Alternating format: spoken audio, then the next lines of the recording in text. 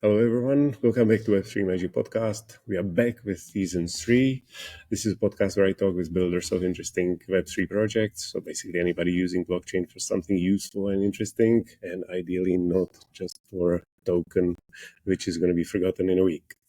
And today I'm talking with Joe.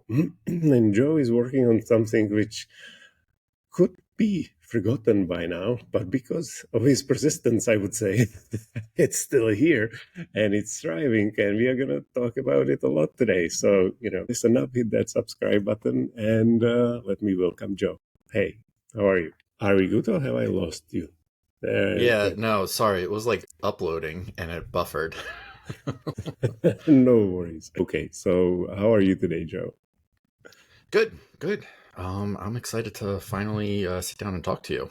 I've heard Well, so much about you. It's nice to talk face to face after we have a few spaces here and there, and you kind of like get to know people digitally.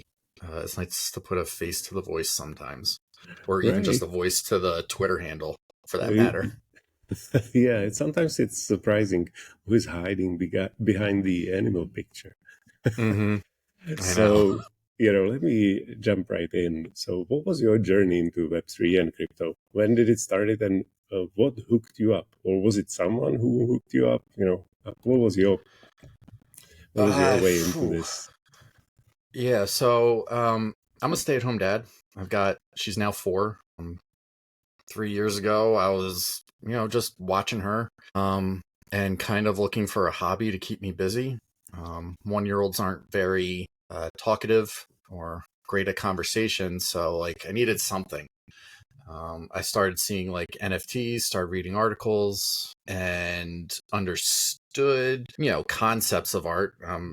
A literature teacher. This is what my degree is in, so like there's overlap there, and Yeah. thought I could possibly make money doing it, and this was the beginning of 2021, so it hadn't blown up yet, um, in that sense, so people could still jump in and get money.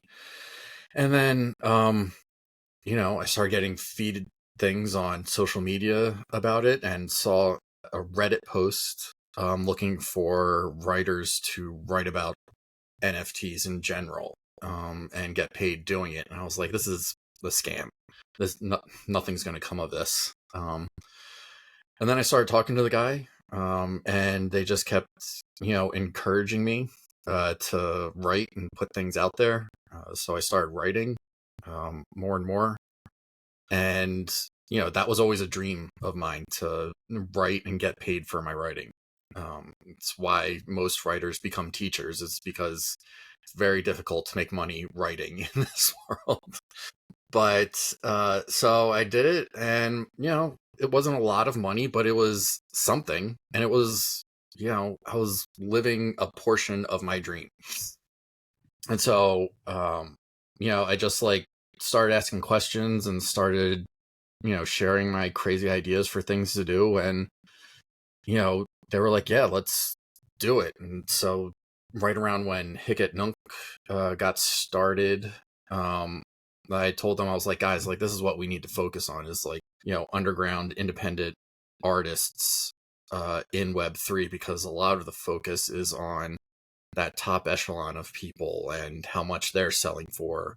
And I was never interested in talking about price or how much profit, even though that's extremely important to it, but that's not what has interested me. I've always been one of those stir punk kids throughout my entire life, and I've always enjoyed searching for things that are not mainstream and not seen by a lot of people, and that's what Hicket Nunk like really was about in those early days. So we started writing about small artists and featuring them, and it's kind of blown up from there. And now it's Undrgrnd, and it's this thing that I never thought would actually exist, but it does. And like you said, like 1,000 of these projects come along and are like, oh, this is what we're gonna do. Um, and then they just kind of like wither away, and people lose the energy to do it, which, Yeah. because it's tough, it's draining. It definitely is. I think I mentioned it on Spaces, which we did together. That I came across Underground probably a year ago, and Mm-hmm. it it kind of looked like the idea is good, but it may be because of the frequency of publishing or something. I sort of put it into the shelf of like this is end of life project. And so it definitely surprised me when our mutual friend now, Draco, said that let's do Spaces with Underground. I'm like, this kind of looks familiar. Interesting, interesting. And yeah, so now we spilled the beans, and we know that the project is called Underground. Was it always Underground from the beginning? Yes, that was always the name. All these ideas that are coming to fruition, like I've had them for 3 years from the beginning, and all I've been doing is, I would stay up late at night, just like texting the guys that I used to work with, and just be like, "This is what we got to do. This is this, and this is what we should call this, and this is what we should do." That's just like a lot of artists have creativity that they can create images, and I learned in high school that my artistic talent um, was not even close to being good compared to my friends that could actually create art. So like my creativity is in like this stuff and fulfilling uh, gaps and needs of what people can do, and coming up with creative ideas to like engage and bring people together. So like I've just been writing my ideas down for like, this is what we do at this stage, this is what we do at the next stage, and I'm just following that map that I've had in my head. So like Underground was always, to me it felt like a little pretentious to call it Underground, and I felt like that imposter syndrome that everybody faces at some point, because part of these like punk uh, underground scenes, it's like, oh, you just know when you belong, and I never felt like everyone always feels like they don't belong, and that's kind of what brings us all together. So I just sort of kind of like, I mean, I'm old now, so I just kind of lean into it now. Like I do seem to know things before most people, um, and know how to find those like hidden restaurants, musicians, movies and stuff that are like really niche, and it feels like I do belong. I think there's an artist, Angie Taylor. She's the one that like really gave me the confidence to just that I did belong in this like punk scene. She was like, I always looked at punks as just being a bunch of weirdos and losers that just kind of coagulated with each other. And once she said that, I realized I'm not a fraud. I'm just like everyone else that is also in these types of communities too. Right. So, I made a note of several questions, but I'll start with the historic ones. So, you mentioned that you had, partners before, actually, the guys who sort of, and I would say, dragged you into writing about NFTs and other things.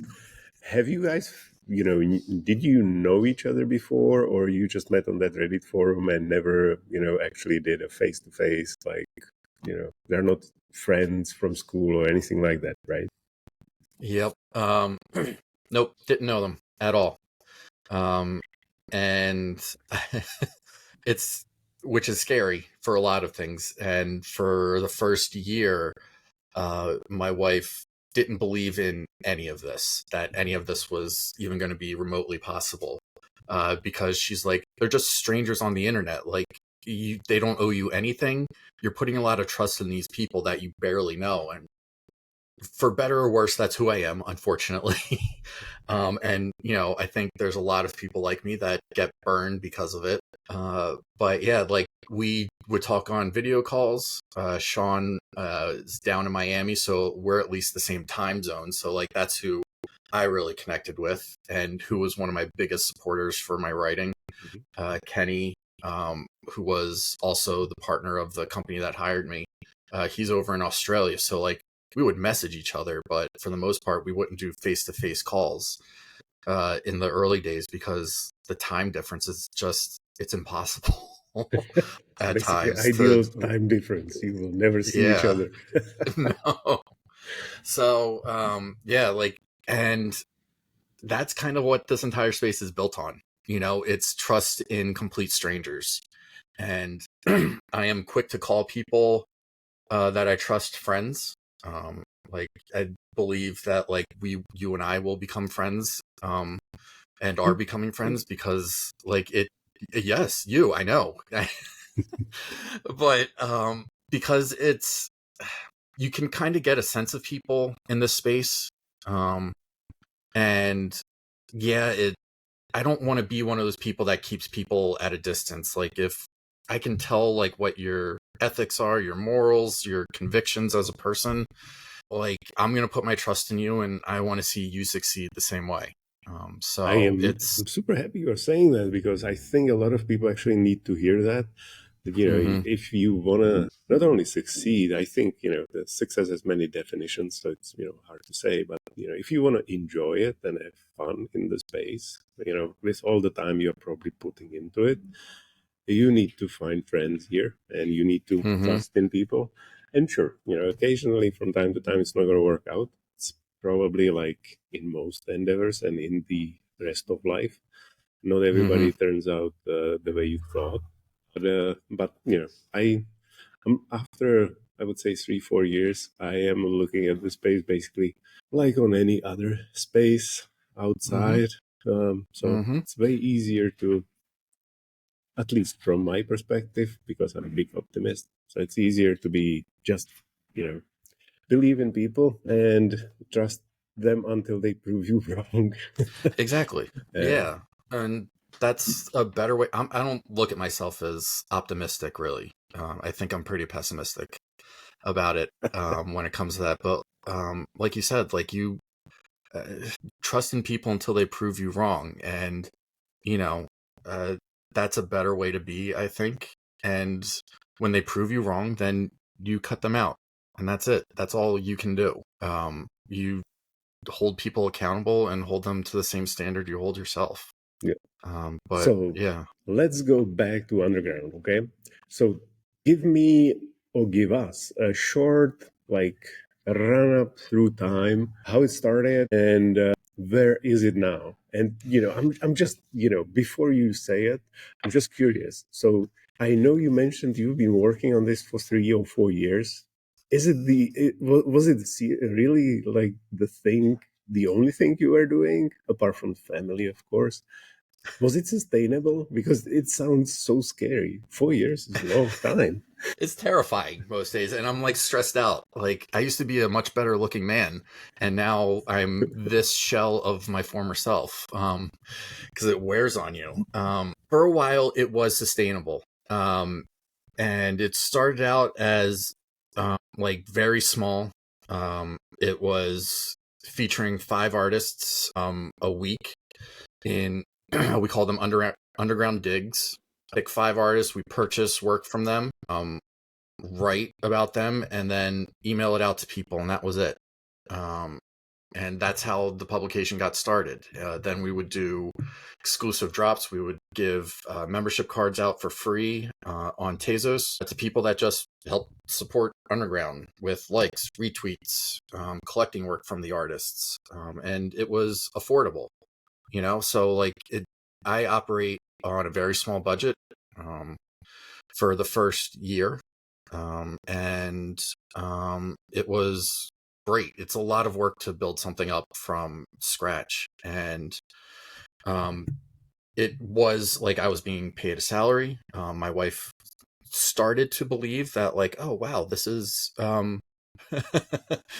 this is possible. Like you made this happen out of thin air. And I was like, I know, like it's strange. So As long as we were wife is set to happy, everybody's happy. exactly. And we had already made the decision that I was staying home taking care of our daughter, and she would be the one working. I didn't need to work to sustain our life, which was great. So this was extra. And then Gotcha. uh Luna, Terra happened in 2022, and that hit us pretty hard. We had to like make some cuts, but we still had enough to develop the marketplace because we wanted to start generating a revenue. So like we always knew we had like X amount of runway, and we were set to do that about a year ago. We were about to launch it a year and a half ago now, actually. And start onboarding all of these artists that we featured. We featured close to like 400 within the first like year and a half of Undrgrnd, and did about like 50 to 60 drops on Tezos. But when we had to cut down on our writers because of Terra, we had to slow things down because it essentially became me and people that were willing to volunteer time, like, and that lasts only so long, that goodwill. You have Sure. to start showing people progress or some money because everyone's busy. Everyone's volunteering their time to like make something here.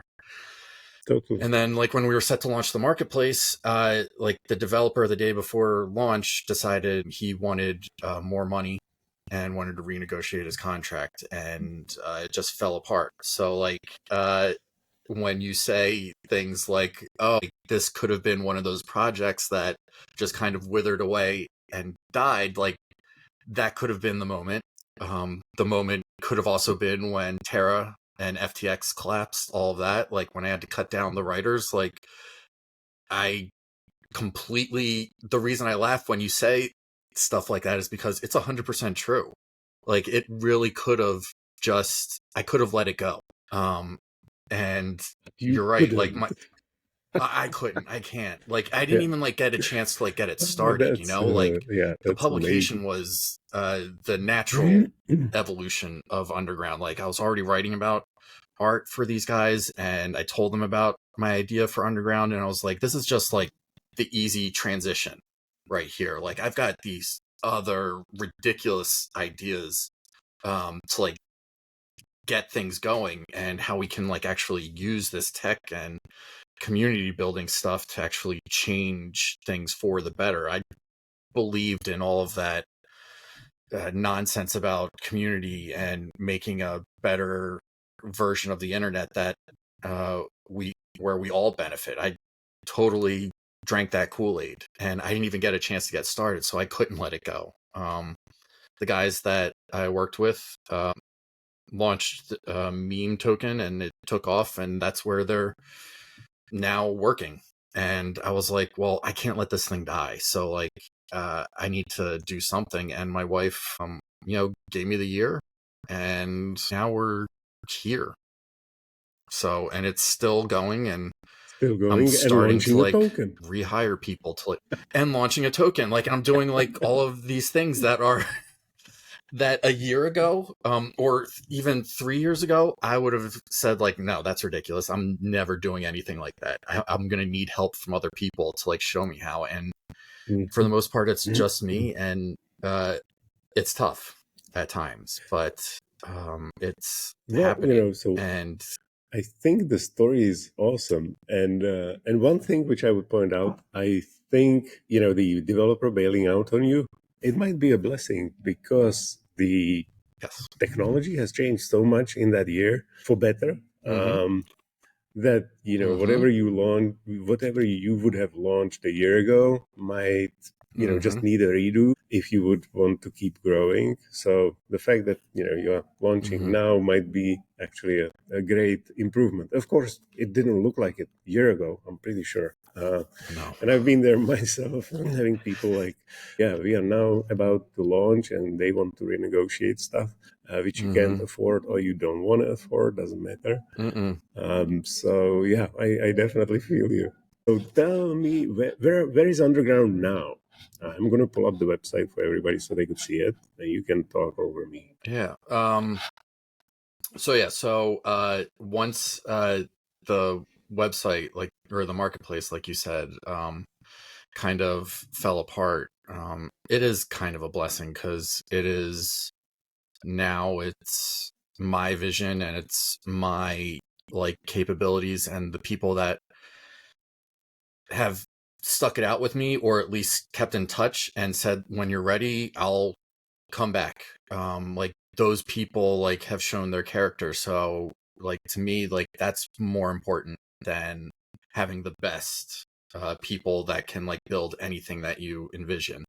So I think it is in a better spot than it was a year ago. But so like for the past year, I had to like scramble and figure out, all right, how am I going to like make this sustainable? Um, and during that time, I couldn't write articles. Like I had to plan things and come up with an idea and concept and network. Like, how am I going to generate any income? And um, I was like, okay, well, a token's got to be involved. It was always going to be involved in our vision for Undrgrnd anyway. So like, what if I just launched it and the membership card, like all of this stuff that you're showing and seeing, this is all was part of the plan. The only difference now is uh, the marketplace and the other things that we wanted to put alongside of it don't exist yet. I'm just doing things in reverse. I never wanted to crowdfund. I never wanted to sell something to fund what I was doing. I wanted to just, we always knew when we were building it that like this bear market was going to come. And we were all in agreement that we needed to be prepared for that. And when that time came, we would be kind of like the raft to like help people stay afloat during that time. And then we found ourselves in the same position as everyone else. So that was tough for me. And that's one of the reasons I couldn't give up. Because I was like really like hoping to like be able to like provide something for people to utilize. So in January, we launched the token and the membership card sale, just to like get the idea out there to show people what my vision for Undrgrnd is, because like I had never told anyone what the plan was. You know, you try to like create, I guess, mystery and hype, I guess, like to tell people, hey, we've got something coming. I just wanted to lay out the entire plan and my vision for what the first phase of Undrgrnd was going to be. So we launched the token, the membership card. We pulled in some money from the membership card sales to like keep things going. And I didn't want to launch. I started giving the token away to people for free, just to like, the token itself is its use cases, which we'll get into later, are, it's going to be like, you want the right people to have it, essentially. Otherwise, I could have launched a liquidity pool right out the gate and just said, here, anyone who has money, come buy it. But then I haven't really changed the dynamics in this space, really. It's still about the people who have money. And a lot of the artists and people that I work with are like me, don't have money. So I wanted to make sure I was giving the opportunity to the right people with the right convictions and ideas about what this space and we're capable of recreating here.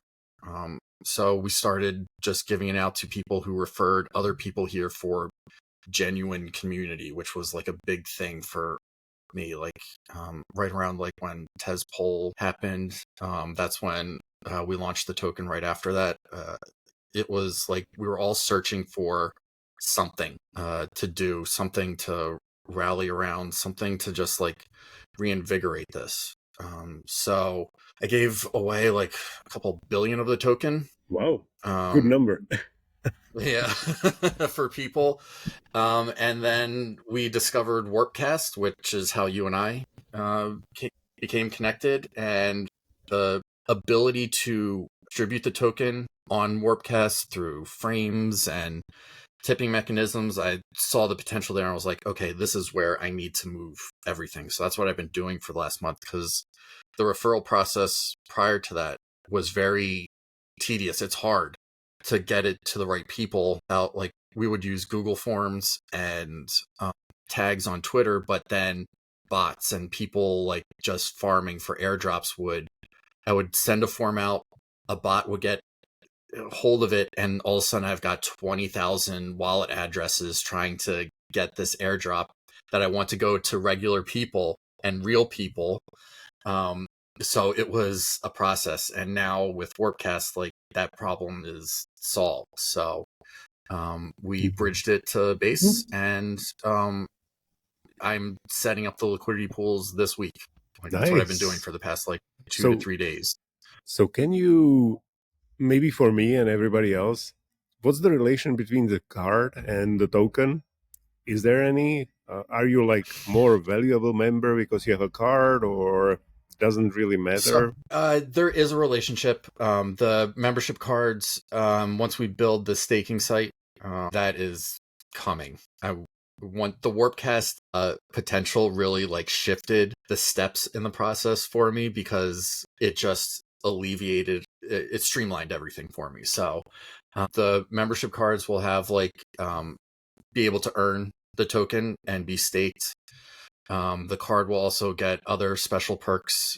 One of the things like is membership to the DAO. Like I always envisioned like Underground being more of a DAO and community owned thing, and basically putting together an executive board. And like Underground is kind of a universal term. Like it's not an American thing. There are underground Right. scenes in South America, Indonesia, like it's everywhere. It's something that we can all relate to.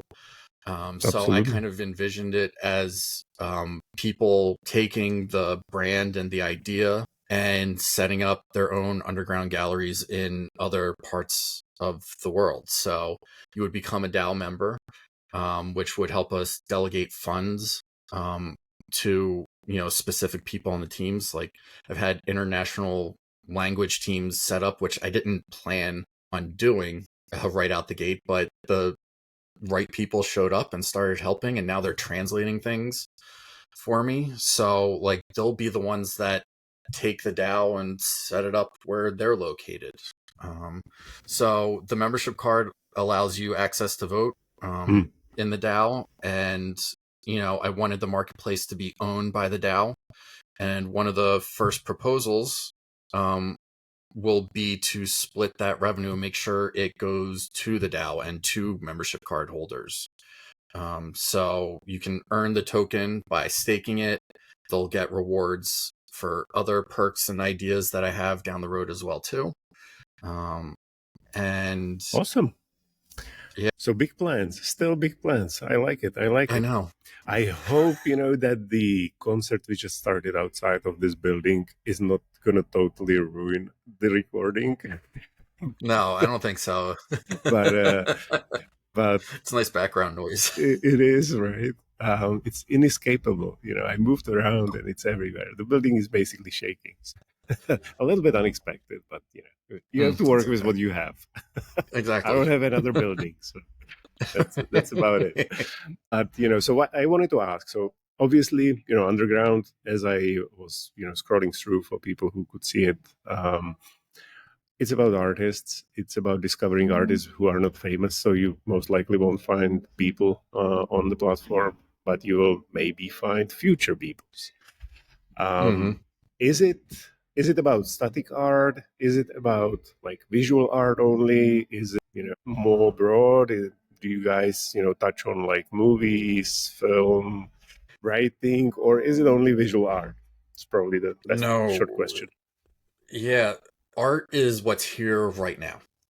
So that's like where it started. I always envision Underground as more of a music blog than anything else. I mean, the whole idea and concept of it was basically mirrored after Pitchfork, which is like the more indie version of Rolling Stone or Spin magazine here in America. So, but art is still the dominant force here. I don't like people think music has taken off or starting to take off here in this space. I still don't see it the same in the same way. I think it's still needs help. It still needs cultivation for sure. Because like once smaller bands, smaller musicians, artists start coming into this space, like then the floodgates will open, I think. And once we show people how they can own their music and earn royalties and do all this stuff and actually make a living without things like Spotify and Apple Music, I think that is the true potential, but you need to start small. Um, so yeah, I've Okay. always envisioned Underground doing art, music, and eventually film. Film is probably going to take the longest to get going. Luckily, like Yeah. there are people here already doing things that I've become friends with, close with. Hmm. Beats at Here and Now. He'll deny that we're friends publicly, but like why can't the next A24 exist here in Web3? Like this is like with all the writer unions, film production, music, all of that stuff. Like all this is like now the time to like start building those institutions here from the ground up. And that's what I've always envisioned for Underground is Okay. like funding small record labels and small film studios. Nice. So, one thing I wanted to say is I was surprised how many music artists and basically people who are into music I found on Warpcast was kind of a surprise. I'm pretty sure, there's many people into music in like crypto Twitter. It's just that they're way harder to find. Mm-hmm. Um, and yeah, and it always seemed that the music and sound, I would say, are kind of like a second-hand citizens to like visual art, Mm-hmm. simply because it's kind of harder to do, and also it's probably like harder market. People sort of expect that it's hard to make money there. um, Mm-hmm. and I would have one comment for everybody who's building. So maybe even for you. I always thought that everybody who tried to crack the music and help creators was kind of going about it in a wrong direction, because everybody was focusing on creators, and creators Mm-hmm. don't need you to focus on them. They just need fans. And so the Mm-hmm. right focus must Mm-hmm. start with the fans, and then creators will come. It's like, if you want to get Mm-hmm. corporation to do something, just bring the customers. Wherever the customers Mm-hmm. are, every company will be there, as long as they are, interested in those people. So, 100%. yeah. I could not. I don't think I've said it better myself. Like I've been saying something similar to that. I You're right. We are going about it the wrong way. One of my ideas for the music stuff is, um, God, I don't even know if like I like sharing my ideas publicly anymore because like people have the capabilities of doing this stuff faster. But like those early days in Napster in the late '90s, like that cultivated the whole like underground music scene in a way that was the right way to do it. They didn't monetize it, and they faced a lot of negative backlash. But I've been reading about it more recently because I'm becoming old, and you like to reminisce about your times as a teenager. So I'm reading about Yeah, that. yeah, we all do that. We all do that. We Don't all worry. do it. I know. I just never thought I would be doing, but here I am. To be But that like early, reading about right? it, I know. But like reading about it, it like it was the right idea. Sharing stuff with each other is how it's supposed to be, and that's what drove the users to their product. And you're right, everyone's focused on the creator aspect, but there's people like me who can't create, um, who are tone deaf, but that doesn't mean I don't love music and don't relate to a lot of it and can pick out from like a whole mess of noise, like the ones that I like and the ones that I know other people will like. Um, Around that time, when Napster was starting to fall apart, I was like, man, I want to start my own record label. Like I like these bands, and I just like didn't have the money. I didn't have the time. I didn't have the commitment either as a 20-something-year-old kid.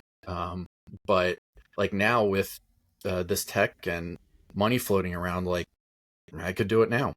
Um, but you're right. We're going about it the wrong way. We need to focus on the sharing of music, how we used to do that.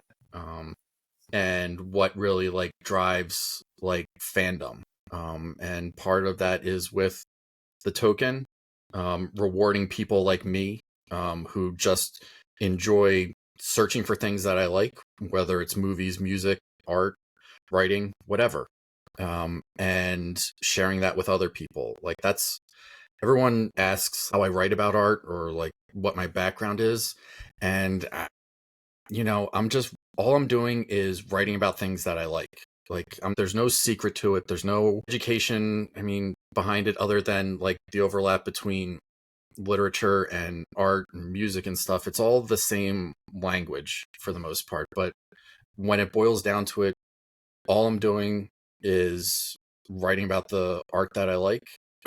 And it's part of that, like, demystifying this gap between the people that are here in crypto that stay out of art, because they think, "Oh, I don't know anything about it." Like, that's okay. You don't need to know anything about it.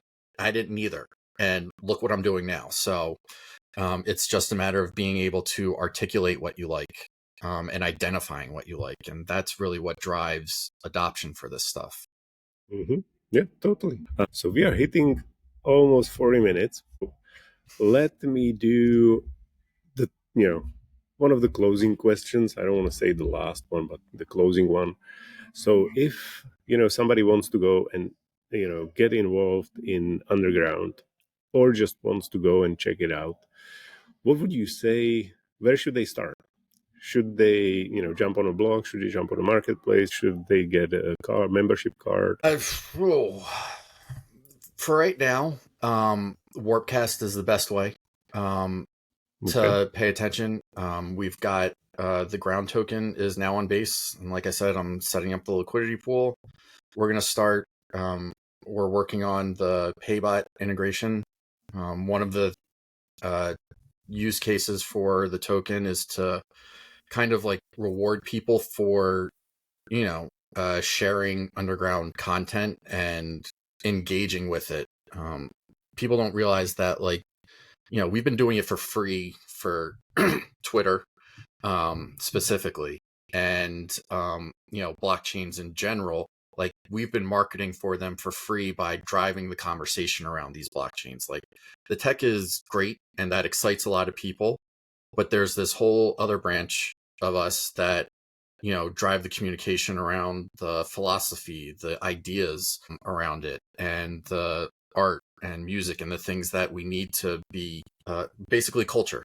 Like, we are the culture. And I believe people should be rewarded for that. So one of the things that we'll be doing on Warpcast is, now that I can finally reward the writers for writing articles for me, uh, when we post an article, we're going to incentivize people to leave a comment on it, and then using the Paybot tool, they can make a request for X amount of tokens. I'll have a whole chart to lay out the rewards for actions, for engaging with content.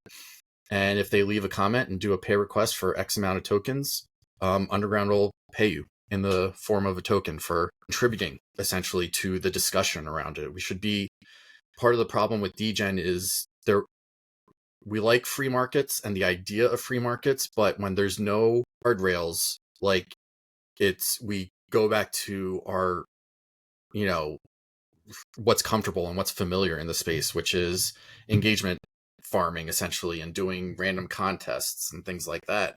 I want to kind of push the conversation forward and focus on incentivizing specific actions rather than just see what happens. I'd rather Totally. like these artists that are on the bottom, all they're looking for is a chance. And like you said, fans. So fans talk about art, and talk about artists and music and stuff. So let's incentivize that and incentivize the fandom of it. So So really just like following. cool. Let me. So are you gonna somehow, I would say, integrate or piggyback on the projects like, Dracula, Alpha Friends, wherever, the some pieces of like music and visual community hangs out these days, or it's gonna be, just Underground and Grinder or Ground Token. I'm undecided how should I call it. Everyone's undecided. Like I always assumed it would just be a natural transition. Underground. Here's the last half of that word. It's ground token.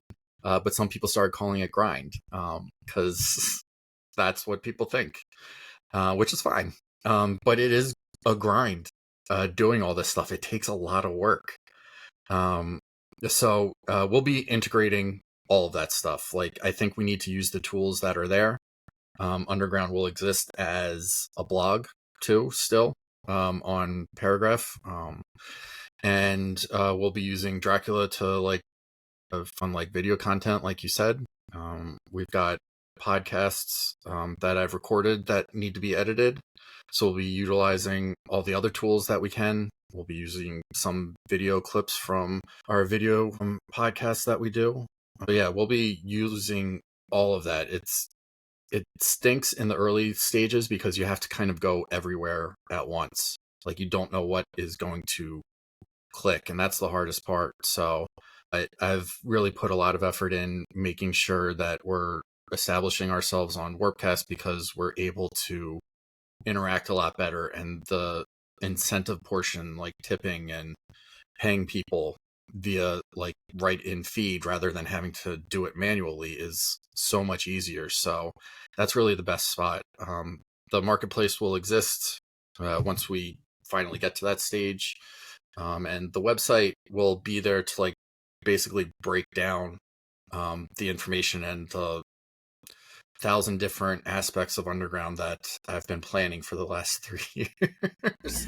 Will hopefully summarize it for me better than I'm capable of doing.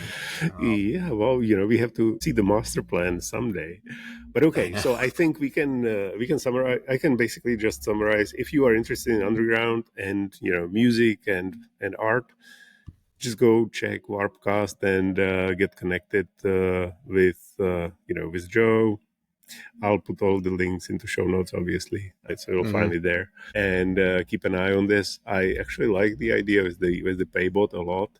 It's just I think it's pretty manual, so it's going to be a lot of work on your back at the early days to check all the requests. But it's probably the only way you can sort of do it before it somehow scales. Because, Right. as you correctly pointed out, I think Degen did it in a great way, but the system was built or was optimized for engagement. So the higher engagement you had, the bigger your allocation was, and so the bigger boss you felt you are, which meant I want to get engagement any way I can for most Right. people, which contest is super easy thing to do for the most part. Yeah. And I did my share of contests as well, because it's also easy to manage in a sense. So if you team up with somebody, you can kind of do all like normal work and still be active in a contest, rather than Right. just going through feed and finding what you like and tipping Right. people, which first of all doesn't give you any engagement. You just feel good, and second of Yep. all, it takes way more time. So It is. you just like do nothing else. I uh, know. but I totally get it. I was also annoyed at one point in time with the like feed full of contests, and so I did a Yeah. lot of unfollow and mute because Mm-hmm. I always feel it's sort of it's Web3, so it's my responsibility to make it work for me. It's nobody else's. Right.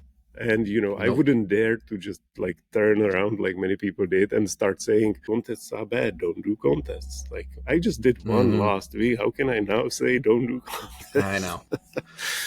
Well, yeah. Some people are flexible, easygoing, and I may come off that way, but I am a very stubborn, miserable person that will go down in flames and never do that. But it's going to happen. I know it's going to happen once it gets out of my hands. Like I can't control every aspect of it. Um, it's why I've like focused so much on making sure I gave the token first to like people that I knew understood the possibilities of Web3 and like what the larger vision is of what we're trying to do here in shaping like inequities, financial, social, whatever.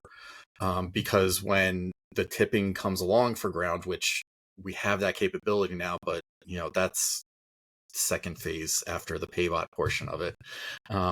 Once we start doing that, like, it's going to speed up and people are going to do what they want to do with it. I'm still going to focus on incentivizing very specific things that benefit artists, that benefit fans of creators in general. Yeah, But people are going to do I am whatever glad they you decide just to do with said it, unfortunately. you just said it. And sorry that I talked over you, but I'm glad you just said it Oh, stop. because the thing is, even though many people don't like contests, life in a sense on Mm-hmm. social media is kind of a contest, and every creator is Mm-hmm. in a contest with someone else. So, Yep. for It's creators, true. I actually think for many of them, the contests which were super annoying for us were great because, they could get decent amount of dollars basically into their wallet Mm-hmm. because they have nice art which people liked, and Mm-hmm. they won a number of contests, and you could win contests every day. There was no limit. It's like you could go to five Right. different channels, participate in 20 Mm-hmm. contests. You would win some, you wouldn't win the others, but the opportunity was there. And in real Mm-hmm. life for art, it's pretty much a contest of attention anyway, so it wasn't that different. It was 100%. just annoying that it was in one feed and it was Yeah. there all day every day. It was just all day. Totally. Joe, some last words. But what would you say is the most exciting thing coming up in 2024 from your perspective? Just Just one. from my perspective, look, I didn't think I'd get this far. Okay, that's fair. um, so like I said, like, I may come off like easygoing and optimistic about stuff, but I'm not. I honestly, like, for the last year, I thought I was going to have to give up on this, and I'm not one to really hype things up. I don't like that. Like, I'd rather undersell and over deliver. And for the first time in 3 years, I can finally say, because of everything that's set up right now, that if something happened to me tomorrow, this whole thing can exist without me. Like, it will have revenue streams already. It has team members that care about it. It Underground can exist with or without me. Which this time last year I couldn't say, like, whether or not, like you said, like, a lot of these projects die, and it's hard. It's really hard to do. But Okay, so basically where the I'm most sitting right exciting now, thing is gonna be that it's still alive. that it's sustainable. Like, that's the thing, is like, I can Okay. pay people to write. That is the Nice. key to all of this, is that it's in its current form. I could do nothing and it's going to keep on growing Wonderful. from this point on, Okay. which is the best thing I can say, because the experience I've had, like, all I'm doing is telling people that what they're doing is good when it boils down to it. That's it. And the impact it has on these artists and small creators is incredible. And they're all say, like, yes, we all need this. And now this thing is sustainable and can continue indefinitely, as Great. long as people find it useful. So, and that, I think, is the best thing I can say. Okay. Okay. That's awesome. Look, I think there was a lot of alpha, so I'm just going to summarize it, guys. So there is rating opportunities, there is paybot coming, there is going to be tipping with a grinder or ground, whatever you want to call the token. And maybe the name will be up for grabs through some contest. That's a good idea. And I think there are a lot of exciting things coming up for Undrgrnd, definitely. Thank you very much, Joe, for the time. I think you'll be one of my guests, which I put on the list to, like, let's do repeat, say in like 12 to 18 months, and see where you manage to move Undrgrnd now with with the board and all the exciting revenue streams, which will probably move things forward and speed them up as well. It Let's was hope great. so. I love persistent builders, so you're definitely on top of my That, list. Thank you very much. yeah, persistency. Yeah. Thank you. I really appreciate it. This won't be the last time we talk for sure. Yeah. So thank you, everybody. Remember, there is a subscribe button. You should use it. I was told I am supposed to repeat it at the end or and at the beginning because people don't know. So I'm going to do it for season 3. You have to bear with me. So go subscribe on whichever platform you like and leave a review if you liked it. And definitely go check show notes for Undrgrnd and Joe's links because there are big things coming. Have a great day, everybody.